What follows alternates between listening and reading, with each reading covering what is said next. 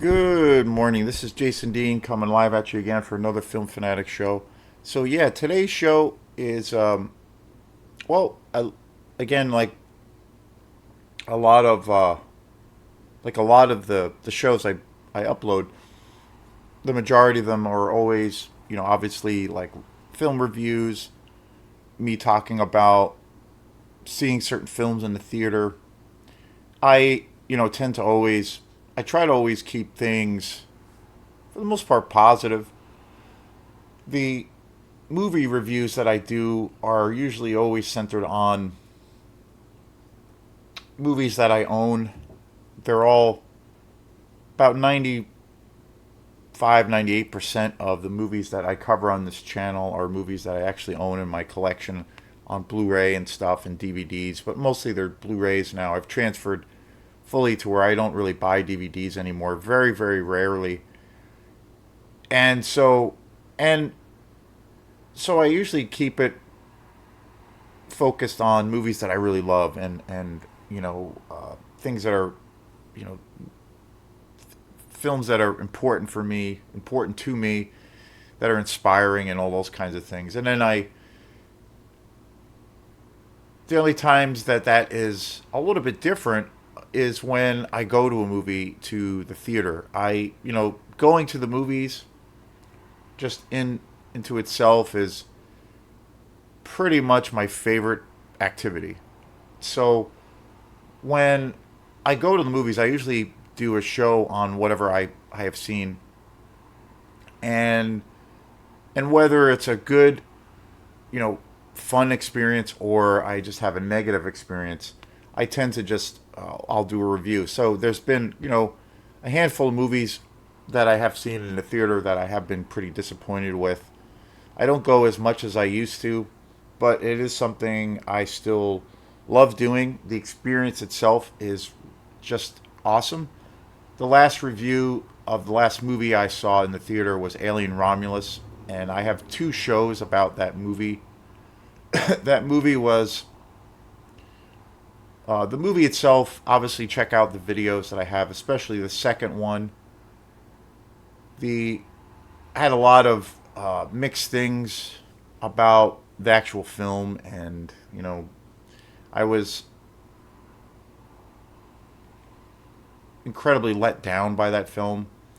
But aside from that, the actual experience of going to the movies and seeing that movie in the theater, the experience itself was great. The actual content was a different story. And with that review or those two videos, it was a little bit different because I went with a buddy of mine and we saw Alien Romulus in IMAX.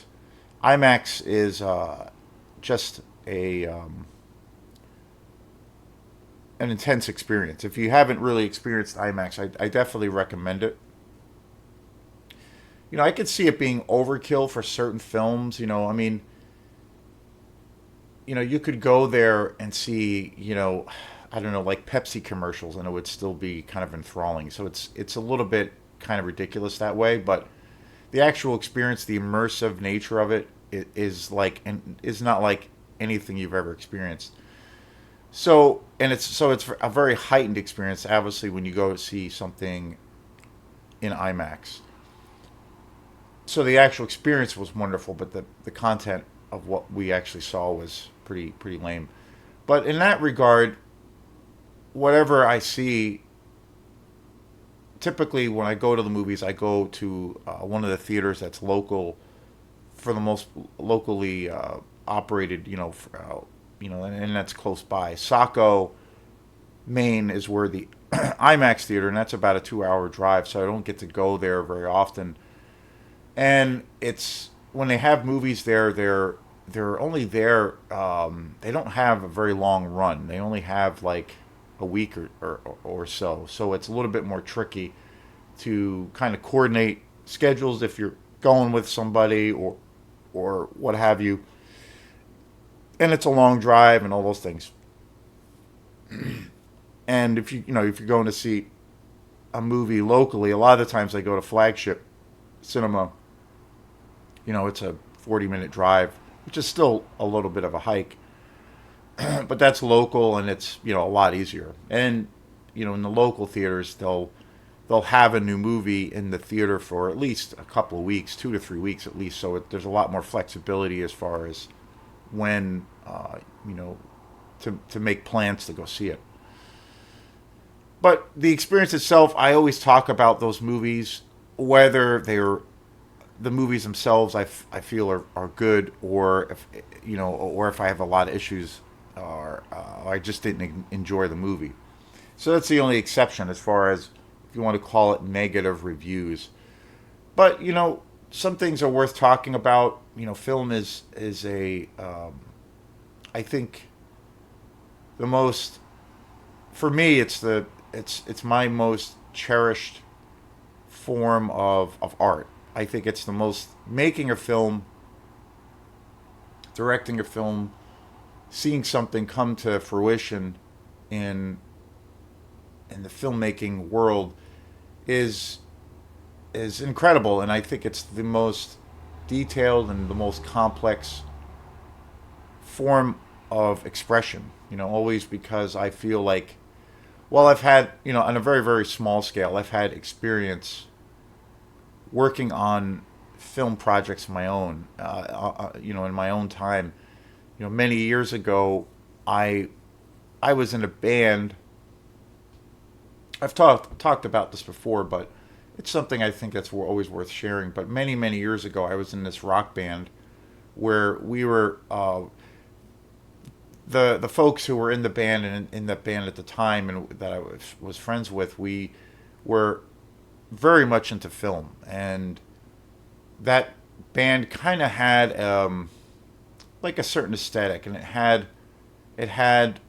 a space in that band where we could throw those influences into the music. So I was, at that time, we were interested in doing like this kind of multimedia presentation for the band where, instead of just showing up, which was, and it still is, like your traditional kind of thing, which I always find kind of lame for a rock band. I mean, it's depending on what the band is trying to do, but for the most part, a lot of rock bands show up to a gig, with jeans and a t-shirt and their amps, and then they just play their set, and that can be fine, and everything. But I love bands. I love when a band, whether it's really over the top or even in a subtle way, but I love when a band comes with like an aesthetic or an experience, a certain kind of look or a feel, and it just enhances the whole experience for the audience. It makes it more memorable, I think. And a band with some kind of theatrical flair. So with this project that we had many years ago, we wanted to have like a multimedia kind of presentation. So we had some friends in the band, outside of the band also, that were working in the film industry. So I worked with a few of these people few of these folks and friends at the time. We reshot some video footage, and we, over a few months, we had a bunch of videos and some photography, mostly video stuff of various. We were very much into David Lynch, one of my favorite directors. So we shot stuff that had a little bit of this David Lynch vibe. And when we got it finished, we started playing these shows of where we would have these videos or this imagery that I created, and we would project it on the band while we were playing. And we did that for a few years, and it was really fun and really memorable. And then years later, I had this feeling and desire for a long time to maybe direct a film. So 6 or 7 years later, I tried throwing my hat into the ring as a director, and I directed a short film, this vampire movie. And it was a short film, and, put a lot of money into it, put a lot of effort into it, and it was intensely, it was really hard. The work that was involved was really intense and kind of overwhelming. And but for me, it gave me a an incredible. It gave me a much deeper appreciation for the art form, and I realized, wow, like this is the most complex and the most expressive form of art because you're, as a director, you're wearing, multiple hats all the time. You're working on with the script, the actors, the cinematography, the film score, the editing. I mean, just the marketing. I mean, just so many things. You know, you're everything is multifaceted. On 10 to, and so many things to keep in focus. And so it's unlike any other art form. So it gave me a real deep appreciation for the art form. It's where I started looking at it differently, and it became more of this this grander thing to me. So, and that feeling has always stuck with me. So, which led to me becoming even more of a film fanatic, if you will. So, so what I try to do with these shows is I try to always do these specialty shows where I want to try to do shows of where you know they're not direct movie reviews, but they're attached to that. They're a leaf in that tree or a leaf on that branch because it's all kind of interconnected.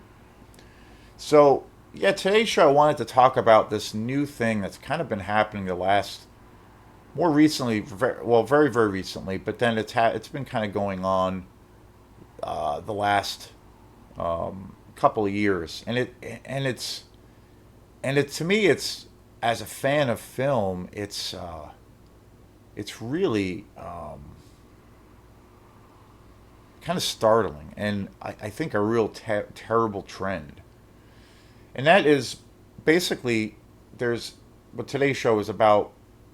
There's three directors, two that are very very well known and very iconic and very very much the most highly regarded directors in the industry, and it's about them really kind of going after their fan base because of criticisms that as fans they have. I mean, even in the world of, I mean, things are very different now. We grew up, when I grew up, the only form of form criticism that was really happening was, I would watch, as a kid, we would watch, as a family, we would watch Siskel and Ebert, and it was a weekly show, and they were film critics, and they would give reviews. And that was like, I remember watching that show and as a kid, and it was just great. And then, obviously, in printed press and different newspapers and magazines at the time there were reviews, and that was how people found out about movies. People were heard something was good or heard about something that maybe wasn't so good. And that was how buzz was created, negative or positive. And fast forward many many years, now things have shifted to such a different degree with the internet. And so now we're in the age of the YouTubers and people who use social media. And again, like anything, it is it's all this it's all part of this strange kind of social experiment. And I think it's like anything, it's got good and bad, attributes. I think people there are you have to sift. If you're going to watch and sift and seek out certain YouTube people and people who are very vocal but articulate, you have to sift through lots of stuff because there are people out there that are really good, very well. They have an extensive background. They kind of know what they're talking about. They've taken the time to learn about how to critique film and critique art. So that that goes without saying. And people will probably always tend to look to them to be guides to what is coming out as for us being the consumers. But then there's this whole thing also, obviously, where everybody and their grandmother, because they can get a microphone and a computer, obviously everyone is now a critic. And so like that brings in an element of people that obviously their opinions are their opinions, and it's great to live in a world where people can have different opinions. But it also is, sometimes those folks come into the forum and they haven't really, maybe spent the time really investing and checking out all kinds of films, and they don't have a deeper knowledge or an appreciation for film. They're they're you know they're coming from a space of like, not really educated about certain things. They haven't taken the time. And you have, people that are coming from the academic world, but then you have, people who are just coming from a straight up kind of blue collar world. Like, for instance, like you have people who are out online, say, that have a similar background to, say, a figure like Quentin Tarantino, who, again, I think he's one of the greatest filmmakers around. And he never went to, quote unquote film school. He learned from his own knowledge, basically working at a video store. And so he's acquired this, incredible deep knowledge that is kind of unprecedented. But it's because he's put the time in, and he kind of knows what he's talking about. And you have people like, getting back to Siskel and Ebert, where they came from more of an academic background, but they also put in that time, to really study, whether watching films or reading books around the art, but they amassed this knowledge of, and experienced it before kind of talking about the art itself of filmmaking. And so you have people on the other side of things that just see something in passing, or you take the horror genre, for instance, or foreign films or whatever it is. They they like certain newer films, but and they're just reactionary. They look at something, they digest it, and then they throw their opinion out in the world. And but their understanding of the genre, like they haven't actually spent much time studying the genre, or their knowledge, the well doesn't run very deep. They have a very limited scope.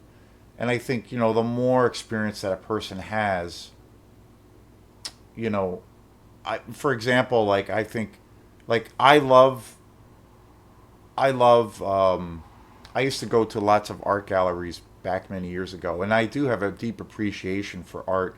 And we live in a community here in Mid Coast where there is a deep appreciation. There's a lot of great galleries, and I have friends and you know people that I've been around that are painters and that are in the art world.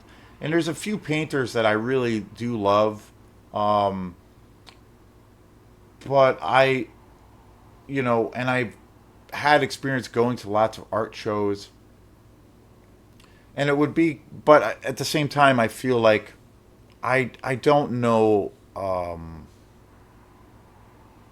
my knowledge for painting or that art form is not very deep.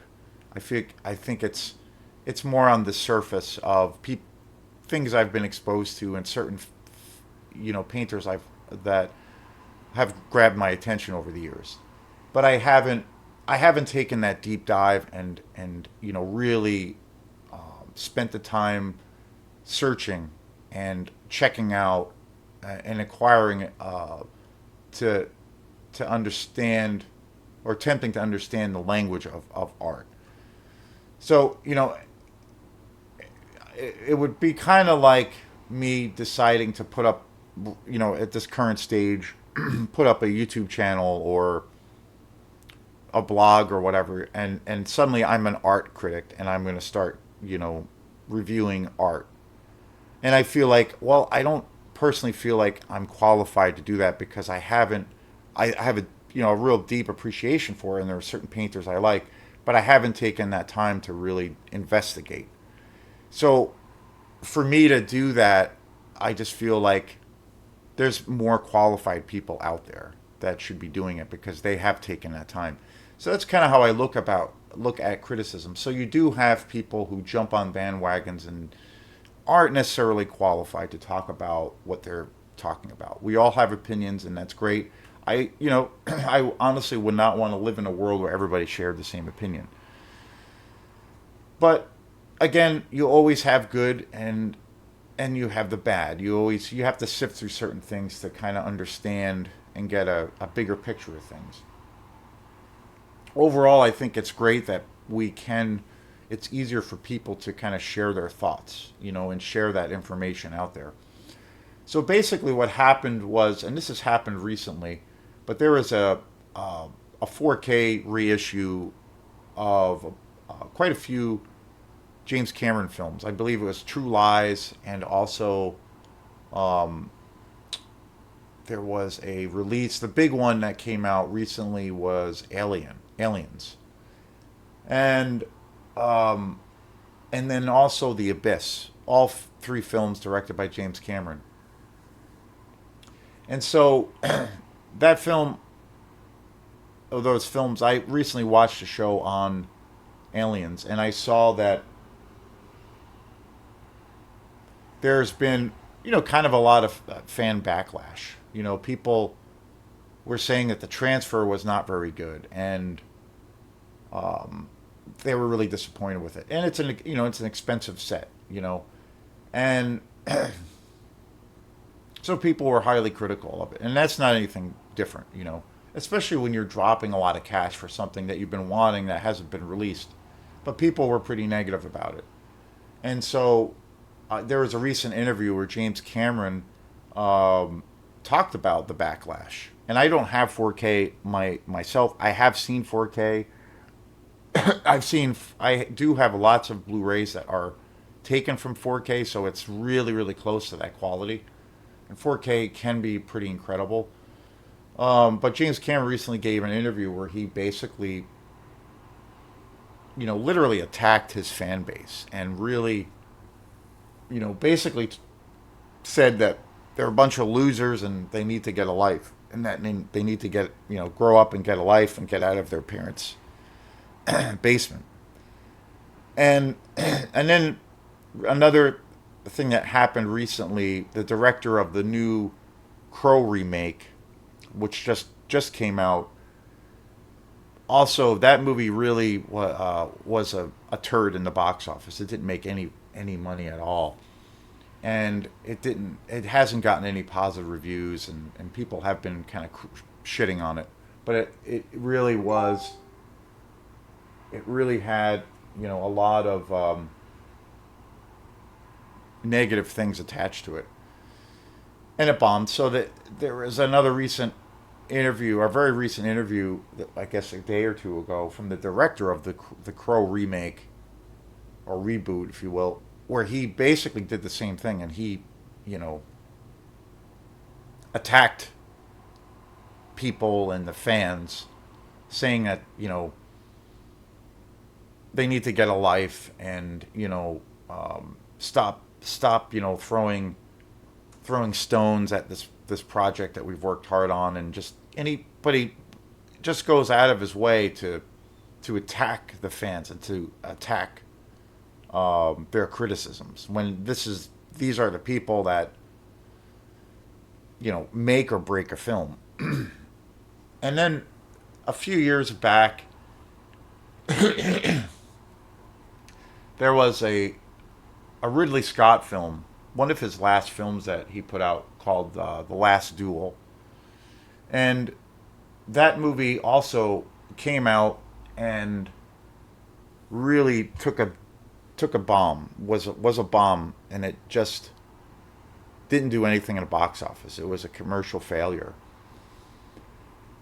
And Ridley Scott came out and totally trashed the audience. He basically blamed the internet and said that people, he blamed streaming for services for the failure of the movie, and that people don't want to go home, don't want to leave their house, and they just want to, get things for cheap and stream movies, and they don't want the experience. And he basically just kind of shit on the fans completely as to, in response to why he felt the last duel did not make any money.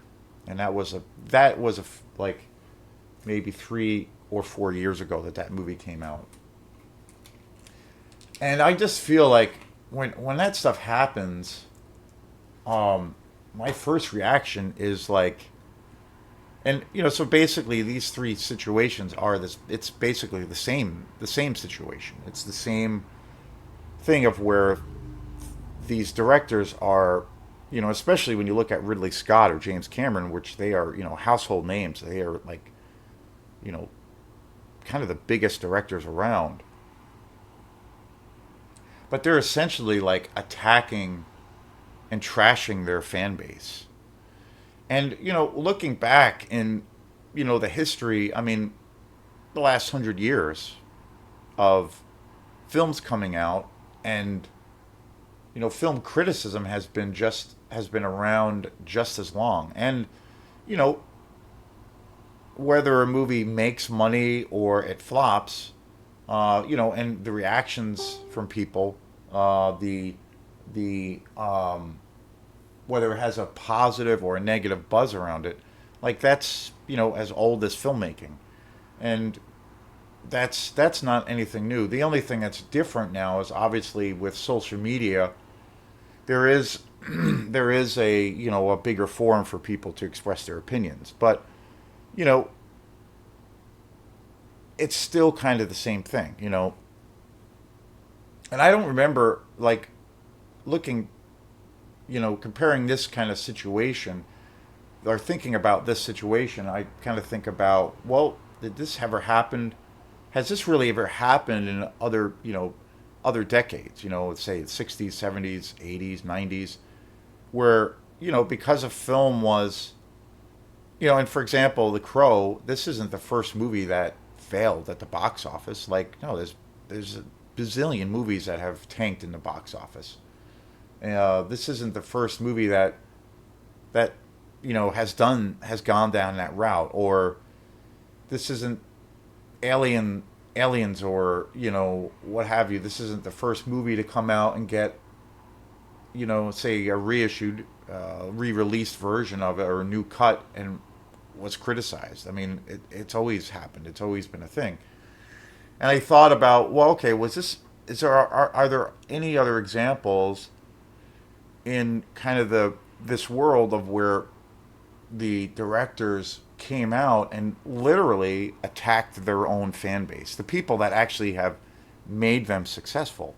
And I'm like, and I can't think of any other time, the 60s, 70s, 50s, 80s, 90s, the 2000s, early 2000s, that I maybe it's happened, but I can't recall or recollect or find any information of where that's ever happened. Where fans, people like me, who make these people, who make James Cameron, were literally attacked verbally, for the world to see. And we are the reason that they are who they are.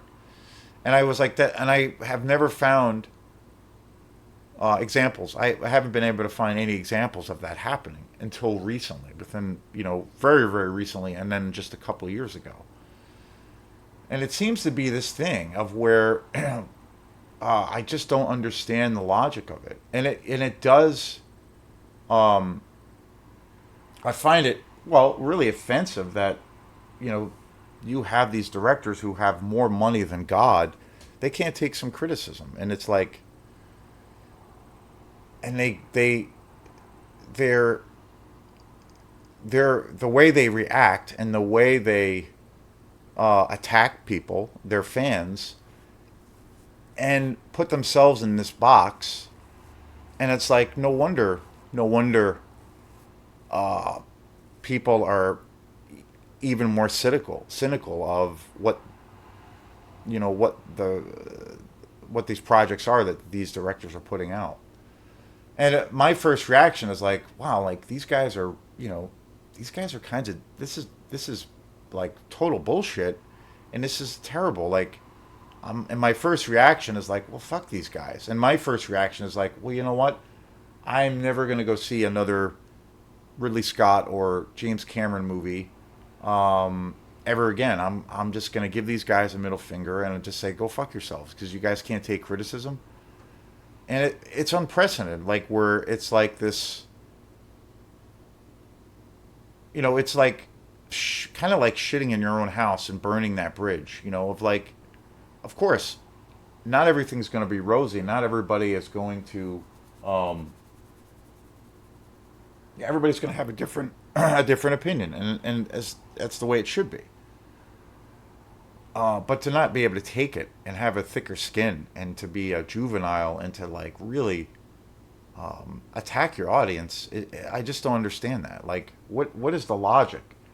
And to where it's like in the printed press, actual interviews where you can see it for yourself, what they are saying and what they are doing, and it's just like, what? Like, and I don't think it's ever, like I said, it's never happened before, and I just think it's really ugly, and I think, I've totally lost respect for James Cameron. I have totally lost respect for Ridley Scott, and I could give two fucks about this guy who directed the new Crow remake, which is so stupid anyway. I haven't seen that movie, but I saw the trailer of it a few times. I saw the trailer for it in IMAX, and I just could not believe how terrible it looked. I had no interest in seeing it. And so I'm just like, I, for instance, the James Cameron situation, I saw the last two Avatar movies, and he's going to be making these Avatar movies for the next freaking 20 years or whatever, and I'm just like, okay, whatever. I saw the Avatar movies in the theater. I saw The Way of Water last year when it came out. I thought it was okay, but it's not a movie that I'm like, super excited about, and I'm just like, you know, I don't understand what's going on, and just give it a rest. And but I was interested in seeing where the franchise, was going to go, and now I'm just like, fuck this shit. Like, how can this guy, you know, attack the people that go to pay their hard-earned money to go see his films when he can't? And he's just a big baby, and he's just like this total like narcissistic, you know, bastard. And I feel the same way with Ridley Scott. Even recently, he just said, which I couldn't believe, which is another thing. He just recently came out and said the reason that the Alien franchise movies have been, why the franchise itself really, kind of went in the shitter. He said it's because of the Alien versus Predator movies or movie. He said that's the reason that the franchise, became this, pile of shit. And I'm just like, what? Like, you're such an asshole, like, and so full of shit. When I'm like, no, you directed an amazing film, one of the greatest movies ever in the sci-fi horror genre, being Alien, of course, in '79. But everything else that you've been attached to in the Alien franchise, in the Alien franchise, has been an atrocity, with Prometheus and especially Covenant. You drove those movies further into the shitter, and I'm like, what is he talking about? Like, and you can just see it. It's so obvious that that's what happened, and it's unprecedented times. Well, it is. We are living in unprecedented times in general, but this kind of reaction from these directors is just like, I'm at a point where I'm just like, go fuck yourselves. Like, I don't really want to support anything you do. It seems like everything you're doing now is turning to shit, and you can't take criticism, and you're these, you're this baby who makes billions of dollars, and you're going to target that audience and go after and attack your audience, the people who are paying for these expensive, movies and expensive 4K releases. It's just like, go fuck yourself.